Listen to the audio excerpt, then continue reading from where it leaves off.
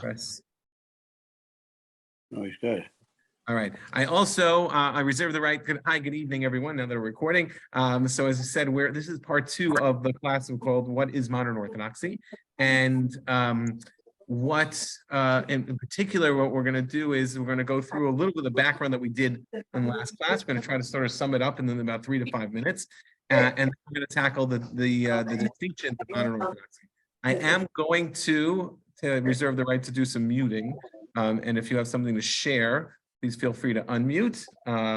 But we'd like this class to be a participatory. So it's really, I didn't put together a source sheet. I have a number of quotes from Lichtenstein and Rabbi Lamb, etc., and Rabbi Soloveitchik, but we're not going to really go into the quotes. They're really self-explanatory. And I want this to be more of a conversation and really answer the questions that you have.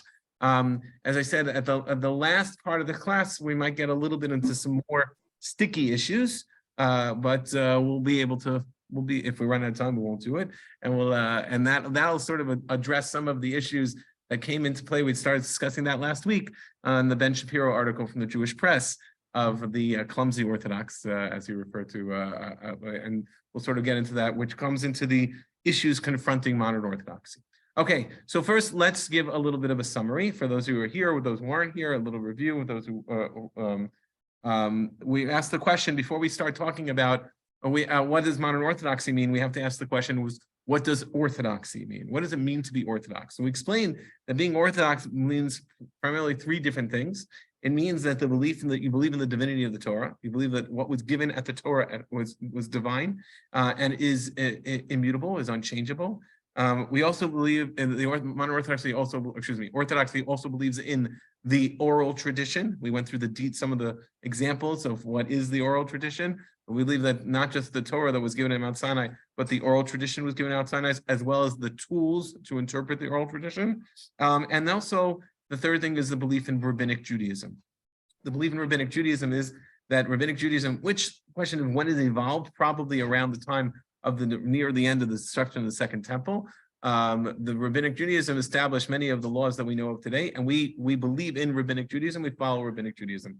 I didn't mention last week, but I'll throw in one more caveat, and that is the fourth one, which is an interesting thing to discuss, which is the chosenness of the Jewish people. Now, what that chosenness means is up for discussion, whether that means that the Jewish people were chosen, right? So that's a very sensitive topic, right? Does it mean that makes us elitist? Or does it chosenness means that we were chosen for a greater responsibility? But the idea that orthodoxy believes versus the other denominations is very clear. There's nothing around it. That there was asher bachar banu mikol ha'amim v'natan lanu et Torato, that God chose us from all the other nations and gave us the Torah. And that's one of the premises that the distinctions that defines orthodoxy as well. We didn't mention that last week. So those are the big 4. And as we shared, which I think was a little bit of a shock to Deborah last week, we said, well, what that means is that if you are a modern Orthodox Jew, then you actually have more in common with a Satmar Chassid in Williamsburg or Bnei Brak than you would from a secular Israeli or a progressive leftist, a liberal Jew, perhaps. I'm going to use the term, not that I don't want to categorize, but someone who's an atheist, etc.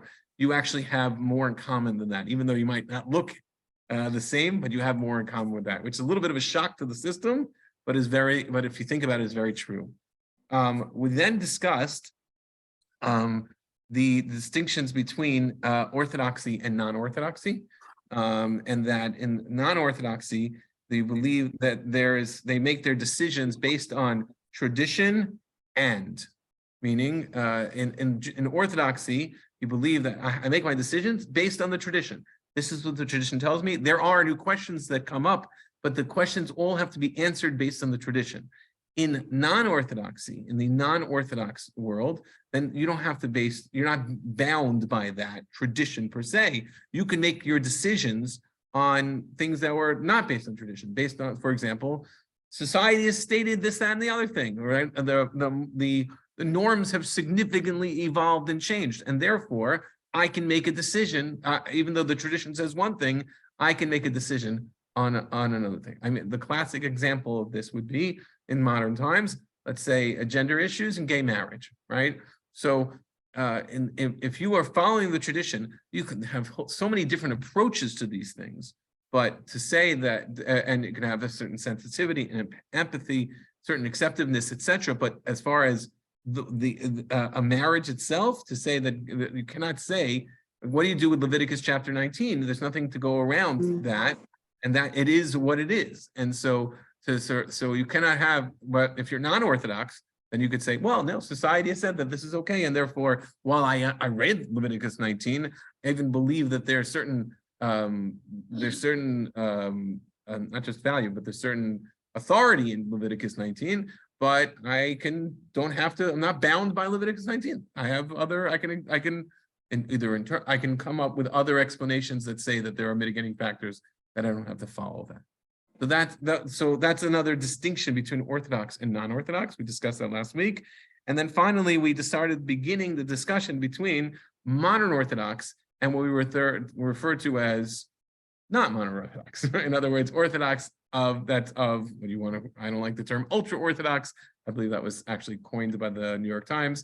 And you can call it Haredi, which is actually means two different things in Israel and in America, yeshivish, things like that, but that we started discussing those distinctions. And that's really what we're going to be continuing on today. So I basically summarized last class now in the 3 minutes. So how did I do? 5 minutes? Not bad, right? And before we continue, does anybody have any questions on that summary? Great. I'm going to remind everyone, I'm not here to lecture, right? We're here to have a conversation. And so we're going to sort of start tackling the distinction between what we say Orthodox, between the Orthodox, modern Orthodox. What's the difference between modern Orthodox and the other streams of Orthodoxy? So Rabbi Dr. Norman Lamb, so if I made the flyer, I had fun making the flyer, so I had put all these leaders of modern Orthodoxy, Rabbi Lichtenstein, Rabbi Lamb, Rabbi Soloveitchik, Rabbi Sachs, and I was going to put in Rabbi Evan, but I thought that was like a little bit, whatever. But so I didn't put my picture in, maybe next time. So Rabbi Lamb, who was the leader, the president of Yeshiva University, one of the leading figures of Torah Umada, and he literally wrote the book on Torah Umada, which means Torah and science. He literally wrote the book because his book is called Torah Umada. And so he spoke about an idea. He listed 4 things. And I want to highlight them, and I also add two additional things. Number one is, and I'm going to go back to these in detail, the role and the interaction with the world, including non-Jews and other Jews who are not observant. There's a different ideology in that regard, and we're going to go through that in just a second. Number 2 is the role of secular knowledge and culture. And the role of secular knowledge and culture. Number 3, Rabbi Lamb wrote, is the role of the modern state of Israel. And number 4 is the role of women, the role of women in Orthodoxy. In addition, I'll add 2 more, and that is what we refer to as, I'm going to call it Dat Torah, which is really not the way to pronounce it. It would be Das Torah, right? Das Torah is the belief that the authority of the rabbis, and how much authority you give to the rabbis in deciding both halachic and non-halachic matters. And that's number 5. And number 6 is what I refer to as human effort versus divine intervention. Human effort versus divine intervention. We started talking about that last week. If you remember, we gave that talk about Damar Hamlin, right? I thought it was a good example, right? What saved Damar Hamlin? We asked that question, what saved Damar Hamlin? And the answer is, what saved Damar Hamlin? Well, all the medical attention that he received, the experts, and that they were in the accessibility, and also happens to be the millions and millions and millions of people who were praying for him. And the combination of the two are the one thing what we believe is Damar Hamlin. The question is how much of human divine intervention is required? I'm sorry, how much human effort is required versus divine intervention, right? And that's and how much the God will provide. We have to tell the last joke, right? Which is one of these old rabbi jokes. have to tell it. So on that topic, so the story about the boy who comes up to meet goes on a date with this girl. He has to meet a girl's father, and he turns to and he has to meet with the girl's father. For those of my father-in-law is here, so online, so I have to be careful what I say, but I experienced this too, right? And so they turn to the father, girl's father turns to the boy and says, "So how do you what are your plans?" And he said, "God will provide." He says, if you get married, how do you expect to support yourself? He says, God will provide. He says, you're going to have children, you're going to have a family, you're going to whatever. How do you expect to support yourself? How do you expect to support your family? He says, God will provide. And then he says, good night, tells the young man, goes out on a date with the girl. And then the father of the girl goes back to the kitchen and meets and talks to the mother. And the mother says, so what did you think of the boy? He said, I like him a lot. He thinks I'm God. Right, so this old rabbi joke, right?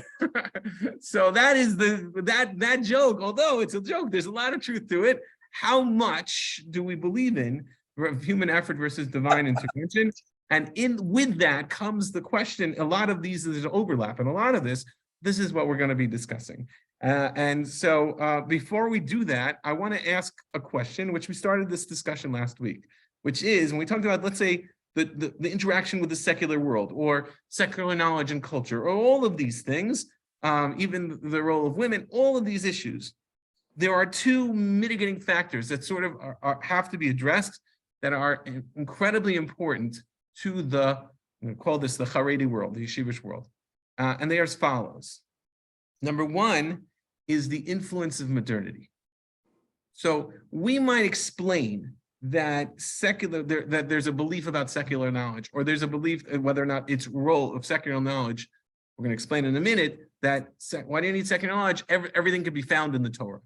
All knowledge can be found in the Torah. Secular knowledge does not have to be pursued because anything that's important, that's relevant, is all going to be found in the Torah. Even my father told this. I'm not going to tell this story. However, but so that belief that is the argument.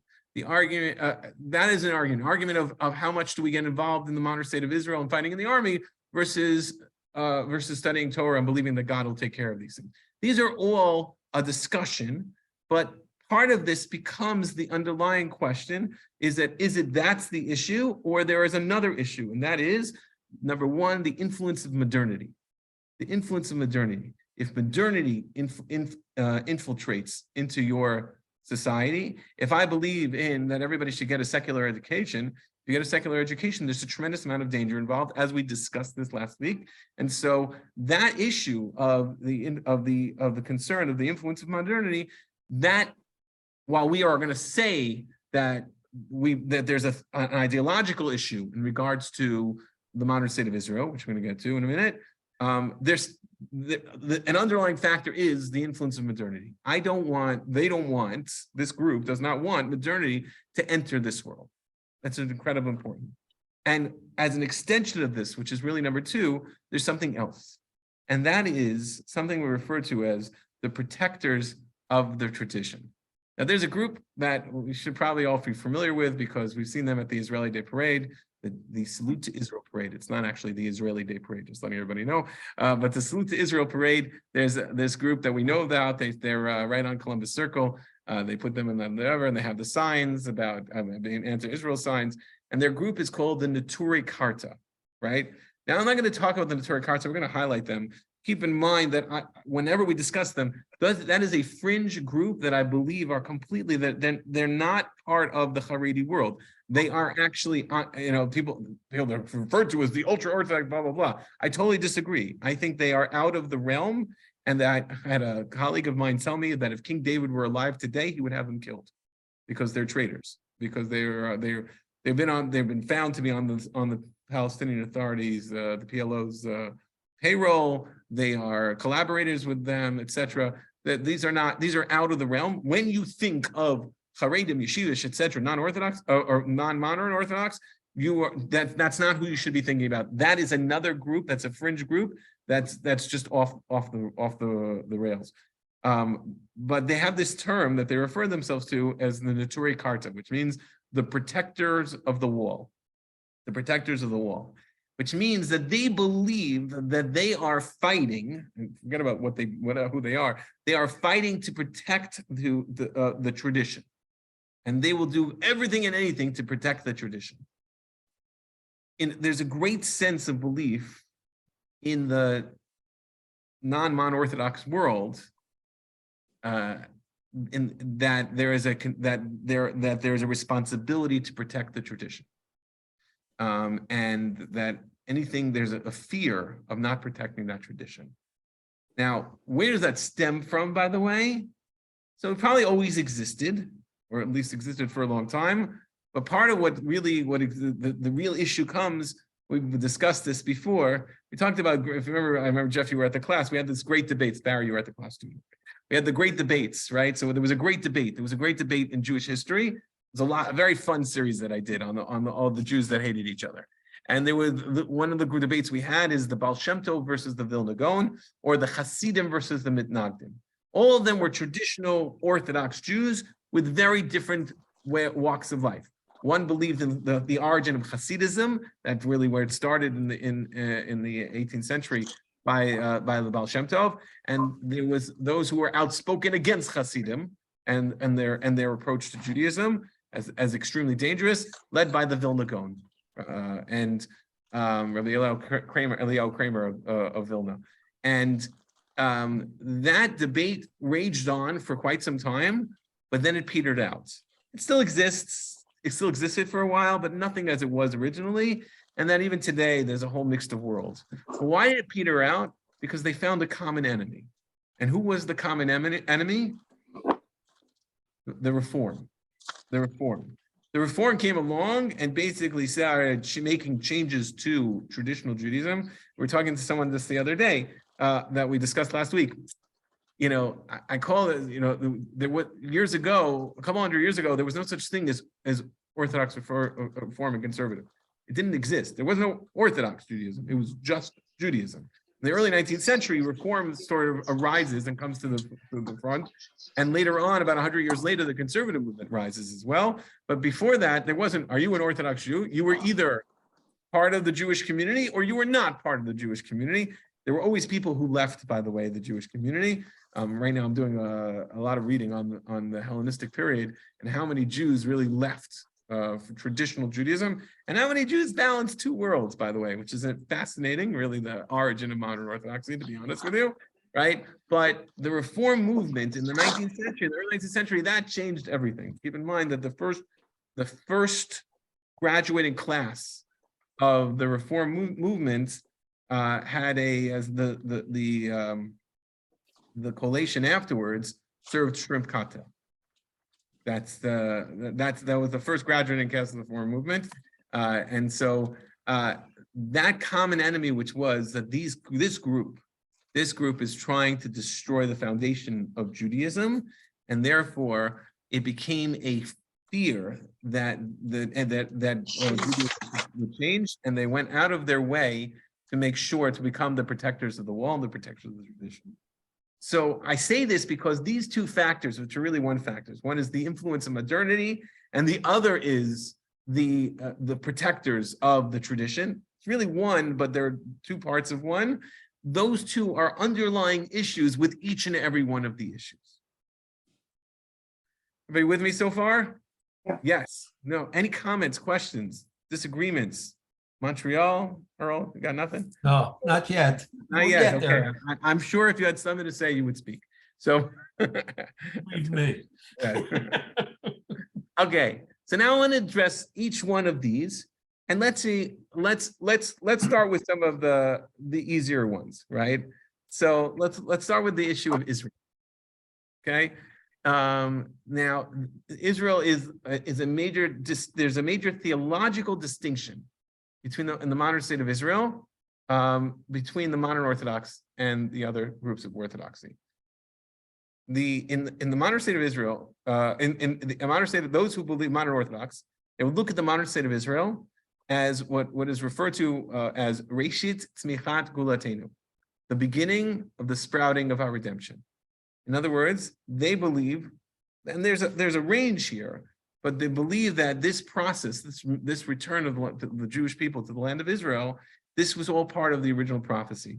Those who have been to my class, and I speak about this all the time, I'm like a huge believer in this, obviously, I'm very passionate, that what we are witnessing today is something that is phenomenal, that is miraculous in every way, shape, and form. It cannot be possible that there is a revival of a people, a language, an economy, and all that was completely dead, basically. I mean, I say dead as a nation was gone, and it didn't exist for 2,000 years, and it was predicted. It was prophesized. We have it in the Torah, in Devarim. We have it from the words of Yeshayahu, of Zechariah, of all these others about the Jewish people returning back into their homeland. And that was something that is, the fact that it happened is nothing short of miraculous. And it's part of this messianic dream, this idea of the redemption of the world. That is the view of the modern Orthodox, this religious Zionist movement. In counter of that, there are and there's plenty of overlap, but in counter of that is the modern state of Israel, it's a problem. How can you have the modern state of Israel in order to return back to Israel? What do you need? What do you need in order for the Jewish people to be able to return back to Israel? You need the Messiah, right? And so if the Messiah has not come, and even more so on one step further, as it's described in Deuteronomy, the end of Deuteronomy, if the repentance, there hasn't been national repentance, which is described in text, that the nation will repent, return to God, and then God will bring them back from the four corners of the earth, what's referred to as kibbutz galiyut. Without that, that can't be a part of God's plan. That can't be the messianic dream. There is something lacking. Add one more factor to this, and that who were the leaders who basically brought this land, the land back to the Jewish people? It's completely secular Jews. And when you say secular, it wasn't just secular. They were atheists. They believed, they were very anti-religion, anti-God, etc. And this was all part of the process of fleeing persecution, right? So I always say that what is the picture of the Israeli in the 1930s, right? What is the picture of the Israelis in 1930? It's the guy in the tank top, right? We call them wife beaters, right? And he's wearing what they call in the 10 bill, which is the stupid hat, right?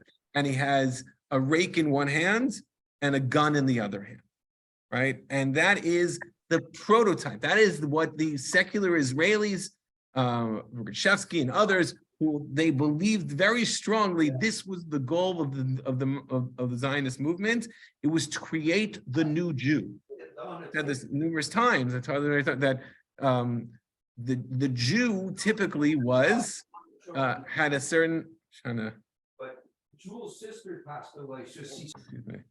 The Jews were typically there's a certain neurosis about Jews. It's like a little thing about Woody Allen for a second, right? So Woody Allen has this neurosis, like a little bit. What are they neurotic about? Right? They had plenty of reasons to be neurotic because there were always groups who were trying to kill them, right? There was always anti-Semitism. So since there was always anti-Semitism, they were always subservient to the host countries who said, we're not going to rely on that. We're not going to be worried about that. We're going to have a gun and we're going to be able to defend ourselves, and we won't be like sheep to the slaughter, which is a very common phrase. What is the other thing that makes Jews neurotic? So Ilan Gold, is that the comedian? He has the famous Jewish comedian, Ilan Gold, Israeli. He's not Israeli. He's a funny guy. So he had this whole parody. He said that, could you imagine if the Jews had Christmas, right? And it's been going around. So if the Jews had Christmas, so they wouldn't just have Christmas. They would have a whole tractate on Masechet Christmas, right? And they would have all these debates about how to bring the tree into your home. And if anybody studied Talmud, this goes back and forth. Where do you light the tree? How do you light the tree? If it's placed here, does it kosher? If it's not kosher, all the details. What makes, when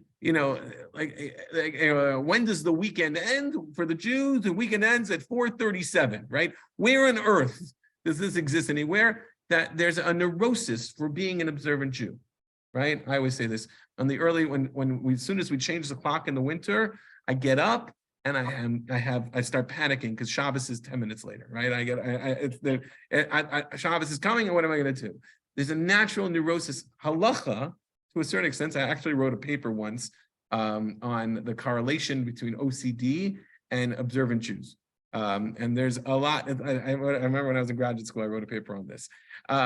That's not to say that Jews are neurotic, but there's a lot of neurosis. So we didn't even get to Pesach for a second, right? But there's a lot of neurosis that comes with this. Comes along the new Jew, and the new Jew says, I don't answer to anybody. I have my own land. I'm going to farm it myself. I don't rely on anything. And I have my own protection. I'm going to protect myself and my God. That is the model of the new Jew. It was completely atheist.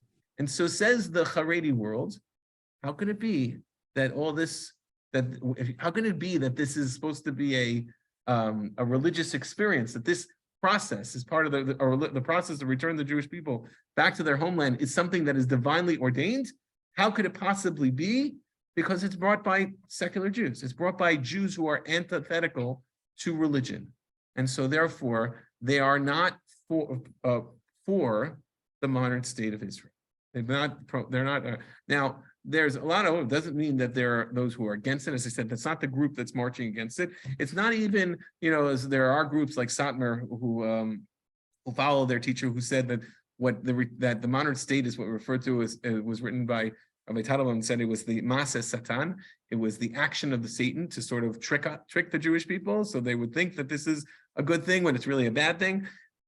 I would think that a great deal of that is not the same. It's not what it was back then when things were much more heated, and it's not as strong of ideology. Primarily, if you ask me, because I think especially in the diaspora, the Jews are less idealistic, right? In general. So the passion for the state of Israel, we love Israel, we think Israel is wonderful, but it's not the same as how there was. If you think about, some of you might remember in '67 and earlier than that, and how supportive and financially the American Jews were to the state of Israel, because there was a survival, it's an issue of life and death. There was a survival issue.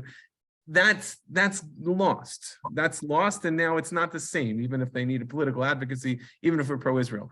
But at the time, 50 years ago, 60 years ago, 70 years ago, that was a very big deal. And even today, you'll say, so there are much stronger proponents of the modern state versus what there. And for that also comes in the question of, do you serve in the army, right? So you say, we don't serve in the army. We don't serve in the Israeli army. We cannot support the Israeli army because the Israeli army is supporting the modern state, and therefore we're not here to support the Israeli army. Now, there are other arguments, as I said before. We mentioned last week that one of the arguments about not going into the army is that that the learning of Torah is just as protective as the IDF, and therefore they have to play that role. That's an argument. The question of, as I said, is that really their argument, or their argument is they're concerned about influence and their influence, which is a serious concern. But ideologically, the state of Israel is one of the things that distinguishes between modern Orthodox and the other groups. That's number one. Questions?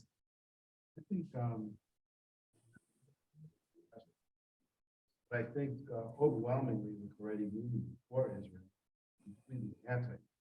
You can challenge it, So, but I think no, it's not even close. You're absolutely right. It would have completely disavowed. Israel walked down in the Zionist movement. It wasn't just fringe groups. It was like everybody. No, the fringe groups are the ones who are collaborating with the enemy. Yeah, today. They were never, nobody was ever collaborating with the enemy. They might not have been supportive, both financially but not supportive. They were anti-Zionist, but we associate anti-Zionists with Neturei Karta. That's another level. That's something else. But they are referred to themselves as anti-Zionist. Today, the anti-Zionists are probably a few groups in the Hasidic movement, primarily in Satmar and others, who would refer themselves as anti-Zionists. And then there are those in America today. I think a good is more. Because there's a lot, it's just the dynamics have changed. Well, their expression back then was force the hand of God. be an abomination. Even some fringe groups back then blame the Holocaust. That's how far they went. Right.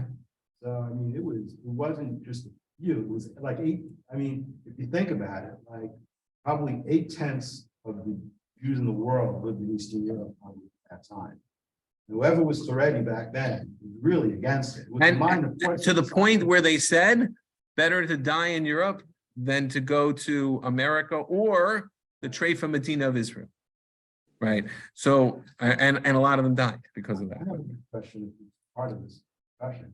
How did the concept of stages of how did the modern Orthodox come up with this concept that the Messiah doesn't really have to bring us there yet, but there are stages, maybe then, how did that concept come? So there's a verse in Isaiah that says, and I don't want to misquote it, I'm going to translate it in English, in its time, I will hasten it. We actually read the Haftorah in Parshat Kitavo. In its time, I will hasten it. And that term, the Talmud even says, this is from thousands of years ago, 1,500 years ago, the Talmud says, if the Jewish people are merit, then it will happen, and then it will be hastened. And if they don't merit, then it'll happen at a certain time.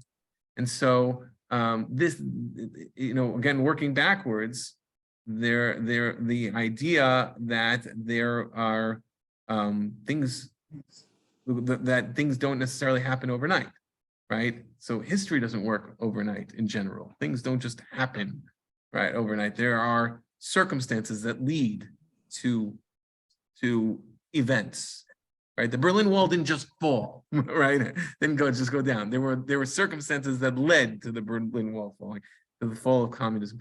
Things evolve over time. So there became a belief in the Haredi world that said that the Messiah will come and everything will just change. And that is not necessarily how it has to happen. Is that a new phenomenon? Did a rabbi in the 20th century or the late 19th century come up with that? Because my guess is for 1,800 years, it was thought that would be the way. There was always a belief what we refer to as the beginning of the redemption. Beginning of the redemption. The things were happening, it was the beginning of the redemption, right? So even there are things that we refer to as with oppression, they were referred to as the Chevlei Mashiach, right? When there was tremendous anti-Semitism, they referred to the Chevlei Mashiach, which is the birth pains of Messiah. That before the Messiah has to come, there has to be birth pains. By the way, there's even a reference into that in the refrain of Elei Zion, that prayer that we say on Tisha B'Av. It refers to the chevlei of the birth pains, that we believe that what happens in birth pain, woman goes into labor before they had epidurals, right? God bless epidurals. Woman goes into labor, she has birth pains, it's painful, it's horrible, etc. And what's going to happen is it's part of the process for the redemption. So the idea that there was a process of redemption, and it even says in the Torah, there was a process. The process was supposed to be, if you look in Deuteronomy, it says the Jewish people are supposed to call out to God, to seek God and call out to him, and then they will return to God, and then there will be referred to as kibbutz galiyot, the ingathering of the exiles, and then the Messiah will come. That the Messianic dream will come. So there was there's always this belief there's some sort of process. The question is how fast and how slow. Okay. Now, part of this is how do I look at, Rabbi Soloveitchik talked about this in particular about Israel. How do I look at current events and have that influence my thinking, right? So if I look at what's going on in the world, do I say Rabbi Soloveitchik, who was a hardened anti-Zionist, and came from the Soloveitchik family who were anti-Zionists, and said, and I'm paraphrasing, that my grandfather, Chaim Soloveitchik, would be rolling in his grave if he knew that he became president of the Mizrahi movement. But how can I not look at what's going on? And then what he refers to as Kol Dodi Dofek, who he wrote in his book, The Voice of My Beloved Knocking. How can you not look at what's going on and say that God knocking on the door, taking a phrase from the book of Shir HaShirim, the Song of Songs, of God knocking on the door, waiting for us to answer the door. And how can I not respond? How can I not look at what the circumstances have set this up and not say that this is miraculous? Or you could say, no, it still doesn't follow exactly how we believe it's supposed to follow, therefore we don't embrace it. That's number one, or I would say that's really number three, but I want to go back to the other words later. The other one is the role of women, which really can be can be discussed as the role of modernity in general, right? Now, keep in mind, today we live in a whole different world that went from 0 to 6, that goes from 0 to 60, which I don't know if we're going to have time to discuss. I think I'm a little glad of, but and the movements that are following today, the movements that have progressed today are have moved so quickly. It's like it's something that's like that movements, I should say, that ideologies can't catch up to it, right? So ideologies aren't able even to catch up to how fast things have moved, like gender issues, etc., because they move so quickly, and there's just not enough time. There hasn't been enough time to figure out how to approach them. But other issues that have come up, particularly over the last 100+ years, is the women's movement. Now, again, keep in mind that women didn't vote in the United States of America until 1920 something. I forgot the date exactly. What date? Somewhere in the 20s, right? Everyone said, well, and of course, women's rights, etc. 100 years ago, less than 100 years ago, that women didn't have the right to vote in this country. So that, and if you look at the world of the way of history, that moved fairly quickly. So the role of women in general is something that the Haredi world, again, I'm using the term loosely, has not embraced, but they have and they haven't. So and to some extent, for a long time, women were illiterate, and therefore they weren't. It wasn't even a discussion. And then the question came in about women studying Torah. The Chavetz Chaim, who lived in Poland passed away in the 1930s. So the Chavetz Chaim was outspokenly supportive of the Beis Yaakov movement and felt that girls should get a Jewish education. Now, why did he feel that girls should get a Jewish education? Anybody know the story? They came over to the Chavetz Chaim. The story is told. The Sarah Schnerer, who was a dressmaker in Poland, started this Beis Yaakov movement, and their group came over to the Chavetz Chaim, Rabbi Yisrael Meir Kagan, who was the leading rabbi of the generation, very well respected, and said, "This is a terrible thing. We wanted to let you know. Maybe you're not aware of it. It's this terrible thing that's happening." And he goes, "You're right. I wasn't really aware of it." And he runs into his room and he takes out whatever money he had and said, "Such a great mitzvah, and I'm not a part of it." And he gave money to it. So Chavetz Chaim didn't have that much money, so everybody he wanted to support it. That is the legendary story of the Beis Yaakov movement, how it started, about girls going to day school, getting a Jewish education. Why did they give girls a Jewish education? Why did they? So they would know what's going on, so they could be able to have a little more knowledge when they were marrying the men. Yeah, what was happening is the boys were getting Jewish educations, the girls were not. And as the world was becoming more progressive, even in Eastern Europe, so they were getting more influenced. Well, they were becoming Zionists, they were becoming secularists, they were learning ideas, and they felt that it was dangerous for them not to have a solid basis of a Jewish education. And so that was formalized, and so therefore they provided a Jewish education. They felt it was very important. That is a response to a danger. In other words, things were going badly, and so they needed to fix it. And while normally they don't believe in women getting a Jewish education, they don't believe in women getting going to formal Jewish day schools or schools, but because of circumstances, they really don't have a choice. That's just a tradition. Obviously not. The Talmud says anybody who teaches their daughter Torah is teaching them. There's a term that's used. It's unclear how they translate it. The one some translated is that like trickery, that they're going to end up using it for evil purposes. Why? Because at the time, women didn't learn, women didn't study, women were illiterate. So 1,500 years ago, if you wouldn't teach your daughter any Torah, right? It was a waste of time. And if they were going to learn anything, it was just going to use it for negative purposes. So that became the tradition. And women in general were uneducated. They didn't stay at home, right? They stayed at home. They weren't in the workforce. Why would they need an education? And so here they provided them with, but in Poland, they were getting into secular education. And so now they were becoming a little more sophisticated. So they said, we need to show them the beauty of Judaism and how to practice Judaism and to hold on to them. There's a danger. Ideologically, it didn't state that they believed that women should be learning higher Torah scholarship. They just believed that we had no choice. Modern Orthodox sees this in a different way. Modern Orthodox says, no, there's a value, inherent value for women should have spiritual pursuits and should be studying Torah at the highest level. Rabbi Soloveitchik, and I'm forgetting now which year it was in the 1960s, Rabbi Soloveitchik was asked about a Talmud class for women at Stern College. And I met a woman a bunch of years ago. Actually, I was on an interview, and I met this woman who was in that class, and she was part of that the protests. And there were protests. The women were protesting and said they want a Talmud. Why can't we study Talmud? This is again the 60s. This is the feminist movement, right? And so they said we have to bring it to Rabbi Soloveitchik. Rabbi Soloveitchik being not the dean of Yeshiva University, but the spokesperson, the halachic authority of Yeshiva University. So they brought it to Rabbi Soloveitchik, and Rabbi Soloveitchik said, yes, you're right. Women are now educated, they are bright and going into the world and excelling in all different aspects of society and professions. They should, of course, be studying Talmud at the highest level, and I will teach the class.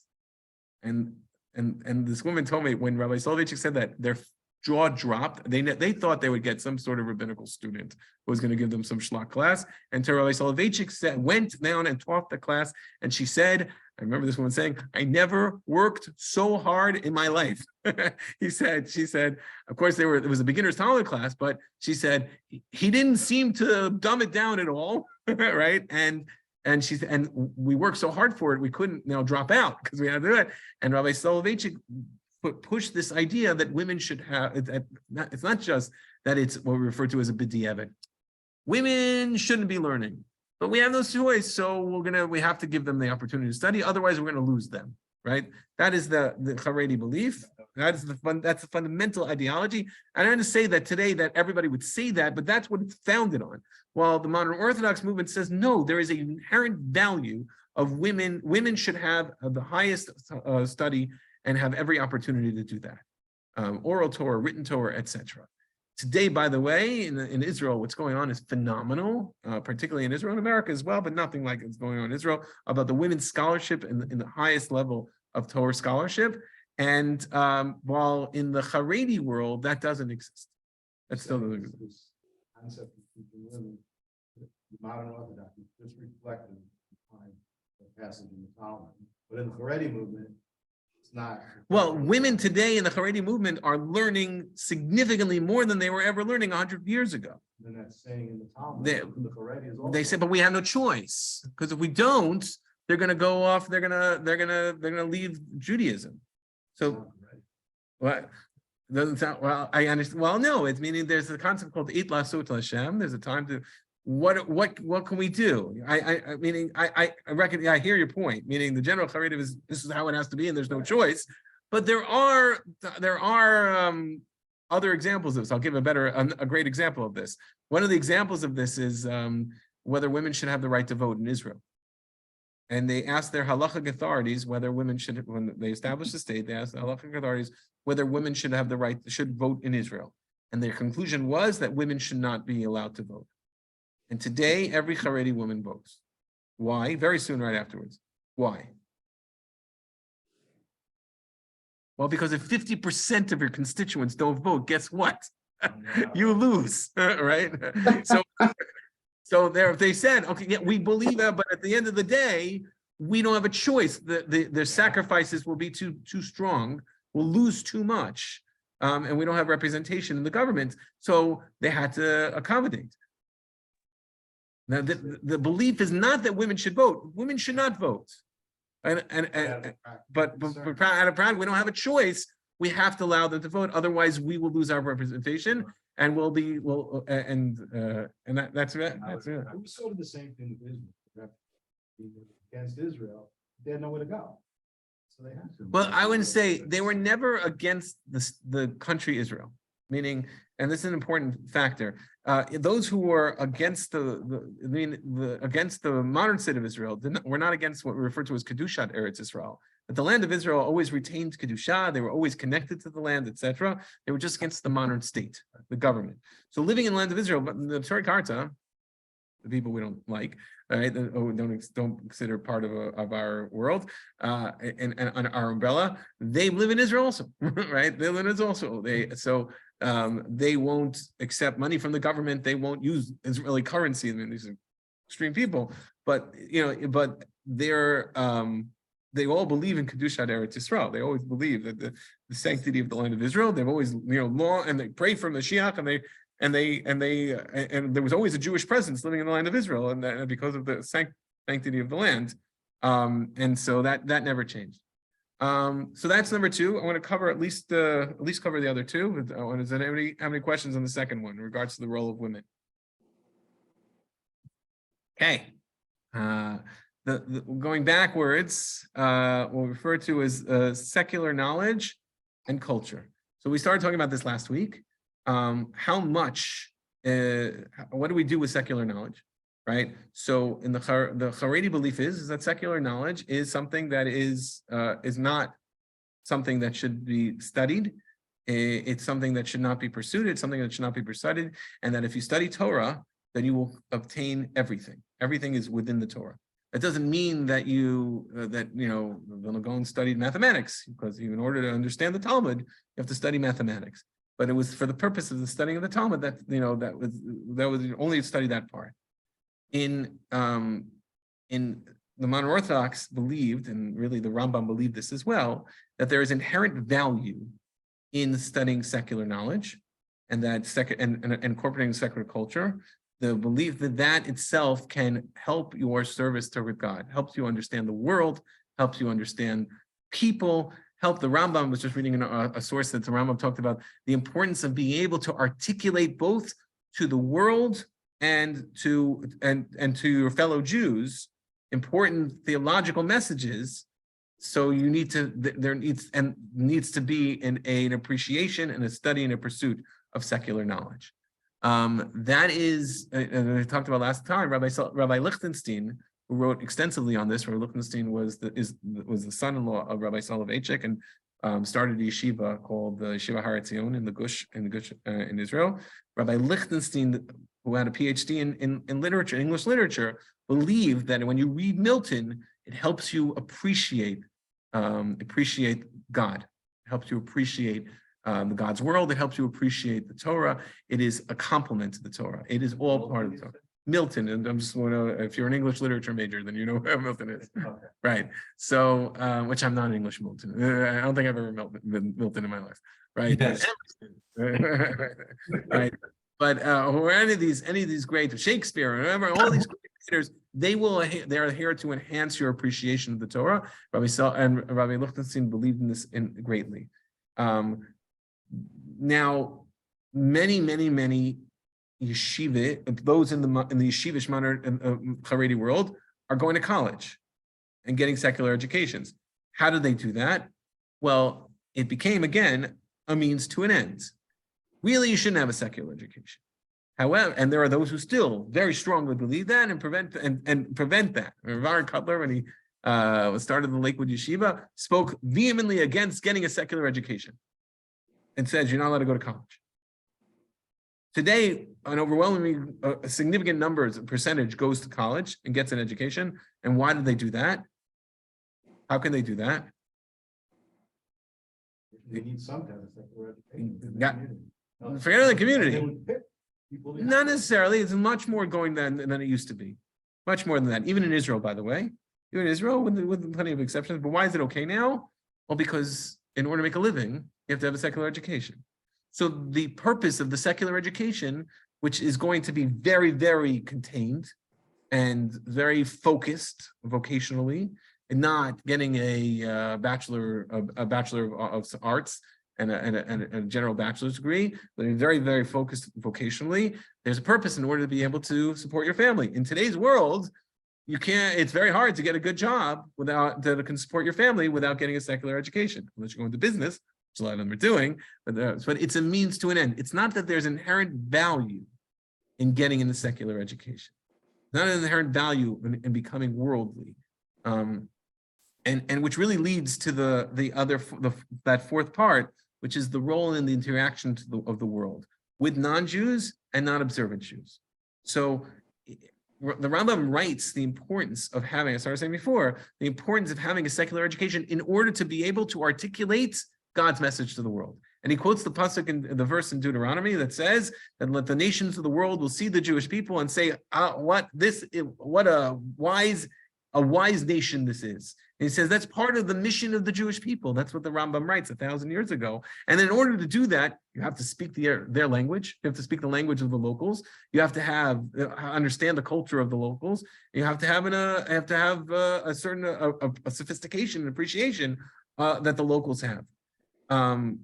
That is how the Rambam saw himself, and how it doesn't mean that you're not grounded and rooted in Torah. Of course, you're grounded, rooted in Torah and tradition, but that it's there to complement it because it plays a significant role both in your understanding and in your advancement towards others. In the Haredi world, that plays a very different role.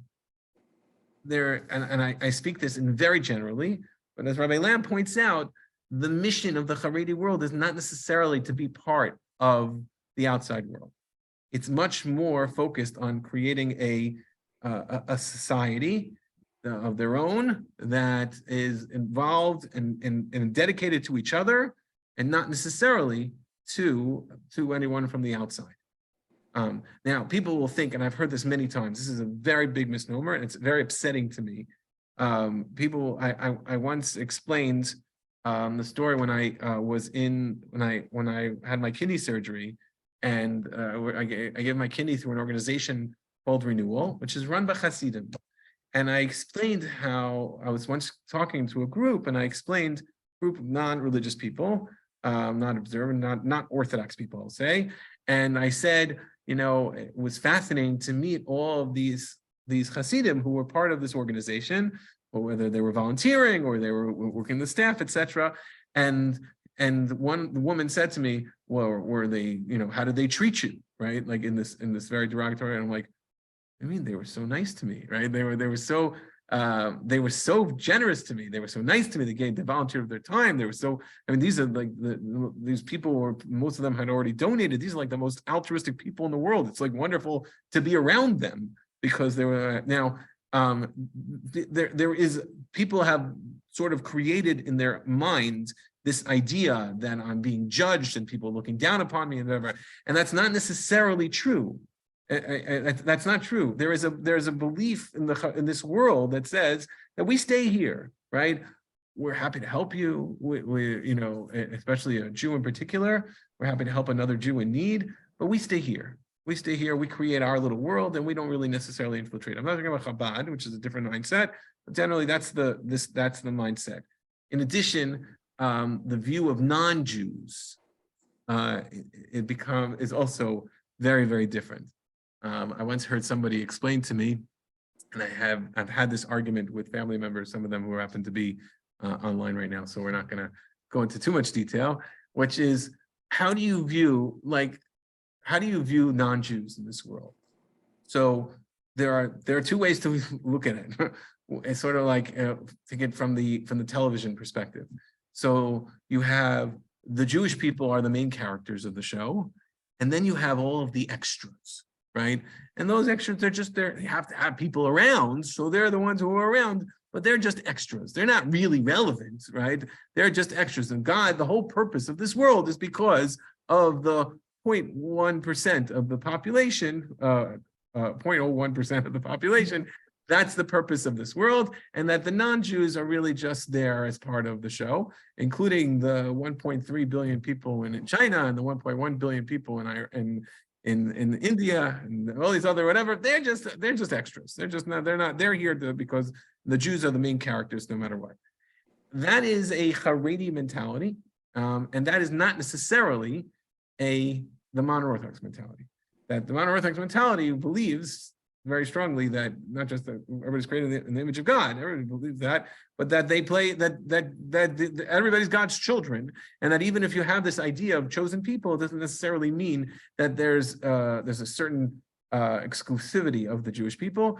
There's also that it just means the chosen people means a greater responsibility of bringing godliness into this world, as opposed to we're here to create a society that's insular. And that is a major distinction between the two groups. As I said, with each one of these four that I mentioned, you could see that there's other factors involved. Those two factors, the issues of the influence of modernity and the protectors of the tradition, that says you can't be involved with the non-Jewish world. You're involved in the non-Jewish world as much as you need to, and then you run back. Why? Because if not, then because they can influence you, because they can bring modernity into it. There is that view that these two ideas are constantly part of each one of these factors. But those are the four major principles. I didn't get into Das Torah, which is the role of the rabbinic authority, that there's a lot of jokes about that they'll ask them what color to paint their house and what stroller to buy and things like that. But particularly in the Hasidic movement, they ask the Rebbe, what should I do? Who should I marry? Who should I this? Who should I that? And they follow that the rabbinic authority is so much an authority, right? And that's something also that the modern Orthodox doesn't subscribe to, and they can't subscribe to it. Meaning, you can't subscribe to that if you have people who are highly educated, sophisticated, part of the world, and in a world that promotes autonomy. You can't. That wouldn't exist. It doesn't last. Even maybe a little bit, but hardly, right? I'm lucky I got my own parking spot. That's all I really asked for, right? And then what we referred to before is human effort versus divine intervention, which we're not going to go into anymore. I want to spend 2.5 minutes because I got to go. I'm actually going to Manhattan in a few minutes. I want to spend 2 minutes just to explain some of the issues confronting modern Orthodoxy, which really creates a real issue. Number one is, as a whole, Judaism doesn't actually naturally fit in the secular world. If you think about it, right? Think about, let's say, in the ancient times. In ancient times, before Christianity and Islam, which really the Rambam writes was, recognizes as a whole change of paradigm, and believes that part of the influence of the steps towards messianic times was that these groups of Christianity and Islam, right? There's 2.5 billion Christians today, 1.8 billion Muslims, and maybe 15 million Jews at most, right? So these three great, whatever. There are other religions, but those we refer to as the Abrahamic religions. They are now those who believe in monotheism. Before that, nobody believed in monotheism. The only one who believed in monotheism were the Jews. And what monotheism is an issue in that group, think about it, because it says that you can come and pray by me because you believe in many gods. And in fact, there were Jews always accepted sacrifices from the non-Jews. That was always part of it. And there's a belief, as said in Isaiah and other places, that all of the nations of the world will bring their sacrifices, Micha, to the Jewish temple when the temple is rebuilt, right? Not converting, maybe not even leaving their own gods. It's another whole discussion, which is fascinating discussion from the Tanakh, from the Bible. But they could pray by us, but we can't pray by them, right? Because we have a certain exclusivity. We say we can only pray to one God. That never fit in. And similarly, in the other, these other religions, that's always been a problem. So the first issue is that Judaism doesn't naturally fit in, even in today's world. And then fast forward now, where the idea of nationalism, that's not the word I want to look for, the idea of that people identify with, there's a belief now, there's a strong push that part of the woke world is that people don't identify. They don't have any identifications, right? They don't identify gender. They don't identify with they don't identify with anything. So therefore, to say that we are particular, that is something that doesn't jive well, and didn't jive well then, and doesn't jive well today. Number two is that in order to want to say that we're going to be part of the secular world, the question has been always is that, well, are we accepted as part of the secular world? Remember, we're living in 2023. It's very nice. I always find it fascinating that people will turn to me and say, Rabbi, can you believe the anti-Semitism today? I never thought I would see it. And I said, why? What are you blind? Like, why would you say that? Then you obviously don't read history, right? So anti-Semitism has always existed. It was Rabbi Sachs who said anti-Semitism exists under the ground and is waiting to reach the surface. And that's always happened. That's what happened everywhere. And so when people they're just really have no concept of history, right? So this idea of being part of the secular world and being embracing the secular world, well, does the secular world always embrace us? And if they have, how long, and etc. That's another thing. Of course, we talked about this idea that of influence and what happens of the influence of modernity and what happens and how that shapes your values. So what happens if you live in a part of the world that doesn't jive with Jewish values? So now you're living in a time or a part of the world that doesn't jive with Jewish values, like the woke movement, like the idea of autonomy, of the narcissistic world, or even someone pointed out to me, what do we value in this world today? What does the secular world value more than anything else? And you can see, where do they put all their money? And entertainment, right? So I'm on my way to Nevada tomorrow. Speaking of entertainment, right? We're going to the hikes, but whatever. But like, yeah, you're going to see there is an obsession with entertainment. And I mean, you're talking about, I love sports, right? But how much energy and passions are put into these values, right? When and there's just so much room to have passions for other things. So that's a reality, right? Again, I'm passionate about this and passionate about that. I love it when I do a lot of funerals and someone says they love the Giants. They love the Giants. Really, this is what you want to say at your funeral, right? So this is what I say about it. But that's the value of today, these passions about entertainment. So there becomes a minimalization of intensity for other things that are important, like religion. It's just a cost. There's no really way to do it. You can't be passionate about everything. You can't spend. I took my kid to a football game, right? I took my kid to it was freezing, and I got a cold for 3 weeks afterwards. But you can't. The amount of money that is spent. I was watching, and we got the cheap seats, right? The amount of money that's spent. People themselves are wearing hundreds and hundreds of $100 of merch. Learn what that word is, right? And that's and the amount of money that. So you can't spend all of that money and say that that's that I have other values as well. I mean, people spend money; they can spend money on things, but that gets lost in regards to the passion. And then, as we were talking about before, and we're going to run out of time, which I'm a little glad, which is what happens if the society that we are embracing is evolving in revolutionary ways, and therefore there's no time to catch up.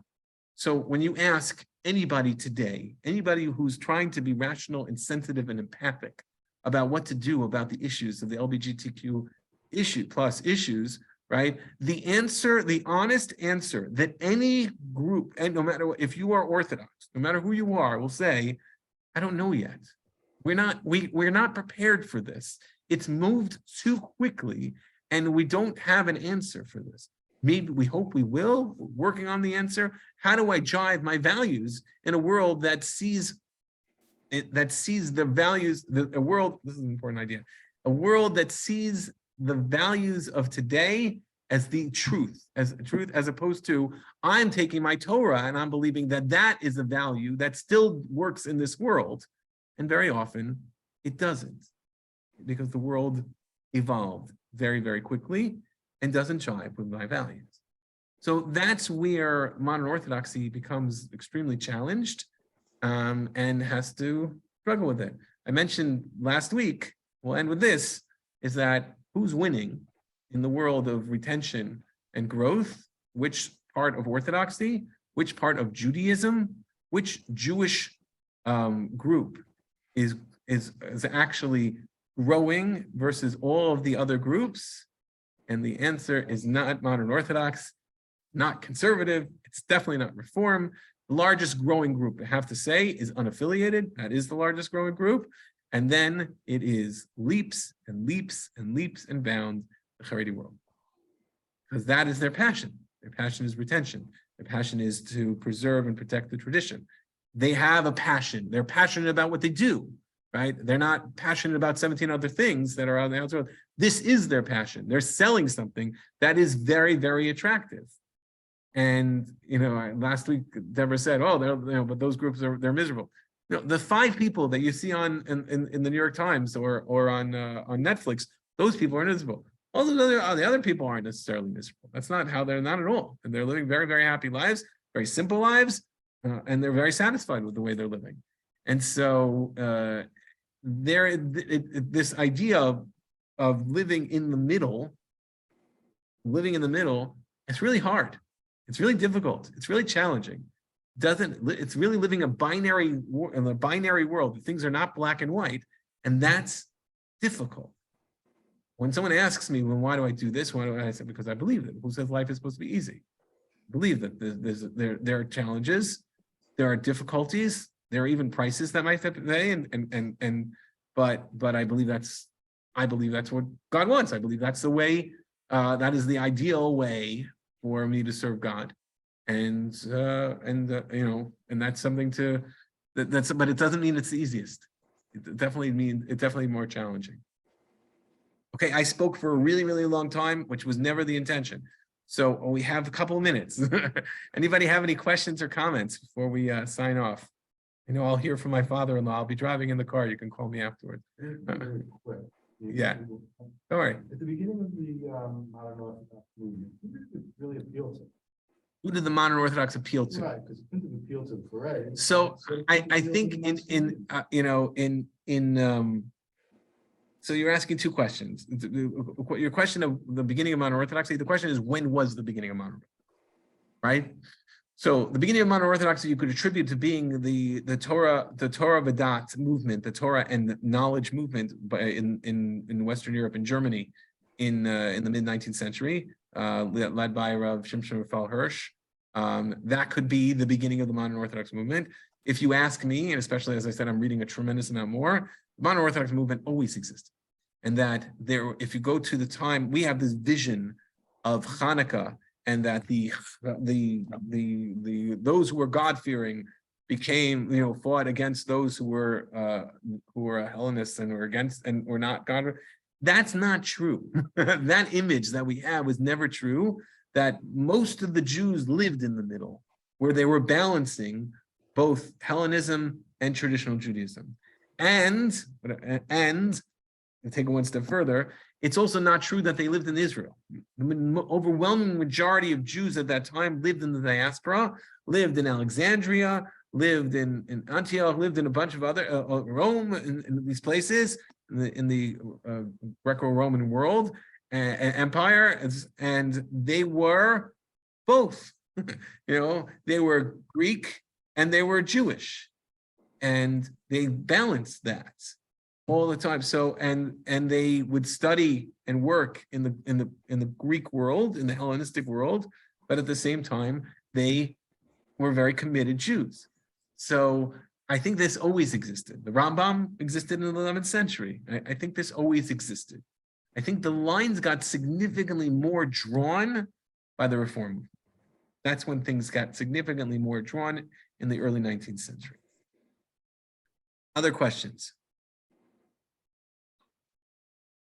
Okay. All right. Can I just Yes. say one thing? Yes. I think- thanks. I found this to be fascinating. I'm sorry I missed part 1, but I think this subject requires 6 more sessions. So I would definitely agree. I mean, we could spend just on the 6 And I'm parts. just picking a differing random than- number, but a Yeah. lot more, so much more. Yeah, no, it definitely could use, I sort of ran through that. I generally find that people have short attention spans, so more than 3 classes, it's everything after that is comes chametz. But we can look into it. I have a lot to say, and particularly as I said, I'm now reading a great deal of about the history of the Jews in Hellenism. And I think that helps us understand a lot of what we're looking at today. Actually, and I think it's very misunderstood. So I'm actually, I just bought, before I left to go to Israel, a book by Malko Simkovich. Dr. Simkovich wrote a book. I'm now of course forgetting it, but it's supposed to come, but it's at Amazon told me 9 o'clock. So I'm very excited about it. And that's my reading for my vacation. Some people take trashy novels, this is what I read. And that really will discuss how, and she goes into how the Jewish world at the end of the Second Temple period of the and post-destruction, and understanding.